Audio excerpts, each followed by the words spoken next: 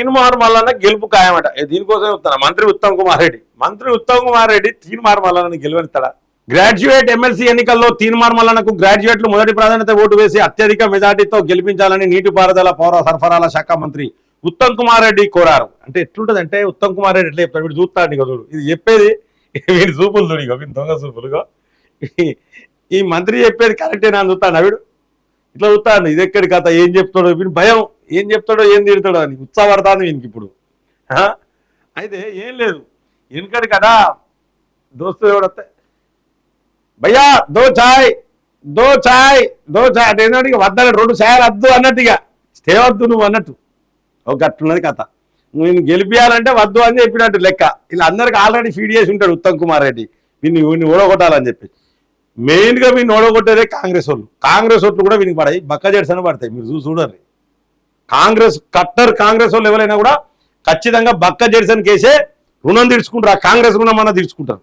ఓ 10-15 మంది అట్లా నీ చుట్టుపక్కల నువ్వు ధైర్యం గీర్యం ఏం కాదు, అసలు నీకు వచ్చిన ఆ కామెంట్ చూస్తే చచ్చిపోవాలనిపిస్తుంది, చదవలేకపోతాను, గలీజ్ కామెంట్లు పెడతాను, గది చూసుకో ఫస్ట్. పౌర సరఫరాల శాఖ మంత్రి ఉత్తమ్ కుమార్ రెడ్డి కోరారు. ఆదివారం సూర్యాపేట, కోదాడ, హుజూర్ నగర్ లో, వరంగల్, ఖమ్మం, నల్గొండ గ్రాడ్యుయేట్ ఎమ్మెల్సీ ఉప ఎన్నిక సన్నాహక సమావేశం నిర్వహించారు. ఈ కార్యక్రమానికి కోదాడ ఎమ్మెల్యే పద్మావతి, కాంగ్రెస్ అభ్యర్థి తీన్మార్ మల్లన్నతో కలిసి మంత్రి హాజరై మాట్లాడారు. రానున్న ఎమ్మెల్సీ ఎన్నికల్లో కోదాడ, హుజూర్ నగర్ నియోజకవర్గాల్లో కాంగ్రెస్ అభ్యర్థి తీన్మార్ మల్లన్నకు అధిక మెజార్టీ వస్తుందని, ఈ ఎన్నికల్లో మల్లన్న గెలుపు ఖాయమని ధీమా వ్యక్తం చేశారు. ధీమా ఇట్లా అనాలి మీరు, ఇట్లా చాతులు ఉబ్బియాలిగా, మల్లన్న గెలుస్తాను అట్లా చాతులు ఉబ్బియాలి మీరు. ఒక్కసారి చూడు, కళ ఉన్నదా ముఖంలో? 5 పైసల వంతు కలలేదు, దగ్గర పడ్డది వ్యవస్థ. మనకు అర్థమైంది, ఏడివైనా తువను మెత్తారు.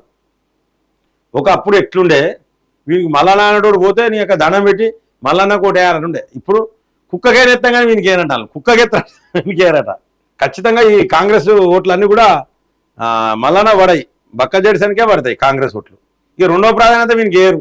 2వ ప్రాధాన్యత కాంగ్రెస్ ఓటేయాలనుకుంటే కూడా 2వ ప్రాధాన్యత ఓటు మోడీకే ఎత్తారు. ఇండిపెండెంట్లకు ఓటేసిన వాళ్ళు కూడా 2వ ప్రాధాన్యత ఓట్లు మోడీకే ఎత్తారు, అంటే భారతీయ జనతా పార్టీ గుజ్జుల ప్రేమేందర్ రెడ్డికే ఇస్తారు. ఇక మొదటి ప్రాధాన్యత ఓట్లు భారతీయ జనతా పార్టీ కోసం, దేశం కోసం, ధర్మం కోసం ఖచ్చితంగా ప్రేమేందర్ రెడ్డి గారికే పడతాయి. ప్రేమేందర్ రెడ్డి గారికి గెలిచే అవకాశాలు ఎక్కువ కనబడతాయి క్లియర్గా.